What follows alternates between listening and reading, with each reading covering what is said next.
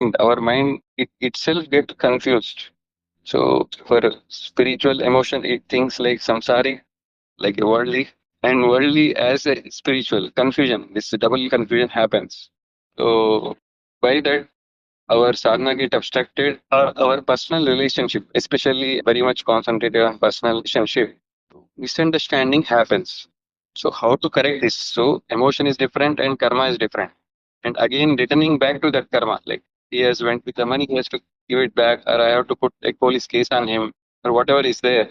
Little strictness is needed when something goes wrong. So how to balance this? If you probably the highest quality, then God always says to excuse others. क्षमा कर दो. Not once, maybe 100 times. You forgive. Moment you will forgive him, then he will understand with time. But if you try to punish him, he will become your enemy. Because nobody wants to take a blame on himself. People have so much of egoism. Best is to forgive him and have a distance from him, from any person, with your own mind. So your mind is always mutable. Mutable means always changing. Mind is never at one point. Because the moment the mind becomes at one particular point, then they say death of mind. Mind will be always either with thoughts or it will be changing on. And it will be changing so fast with thoughts and your impression from others that you yourself will get confused what's happening. So as you move on this path, the mind will be taken over by the consciousness. As the mind is taken over by the consciousness, then the mutability of the mind is gradually stopped. Mind is becoming at one point. Moment mind is becoming at one point, it means concentrated. Moment mind is concentrated, concentration of the mind is intent. And then the consciousness will take.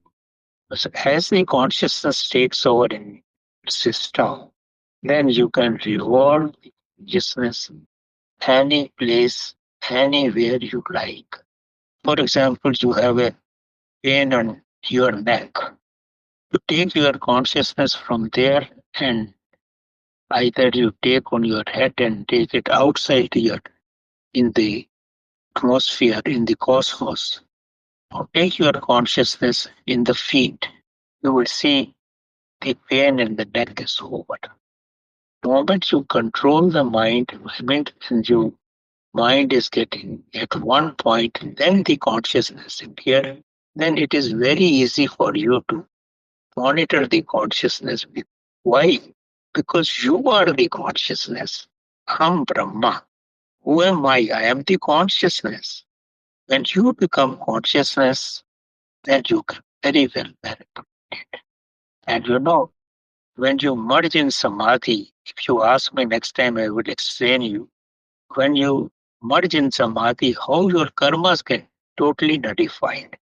What the samadhi does, all your good and bad karmas, all are dissolved. Because karmas are not done by you, not by consciousness, because you are the consciousness. Karmas are done by either by your mind or by your body. Chetana doesn't do anything. But without the presence of Chetana, no work can be done. It's a very intrinsic studies, very intrinsic understanding. But with time you will positively understand it. As you understand it, or as you do sadhana, as you go in the depth of meditation, things will be very, very clear. This world is a miraculous world. It's full of mysteries. It's a endless mysteries are there. You must have heard that moment you go to the stage of samadhi, all your karmas get dissolved. But how it gets dissolved? That's also when you reach in samadhi, it will be very clear to you, and you can observe the karmas are getting dissolved. So this existence is very mysterious, very, very mysterious. Moment you get to depth of it, every minute you will learn something. Very happy you are asking very critical questions, but I will answer you everything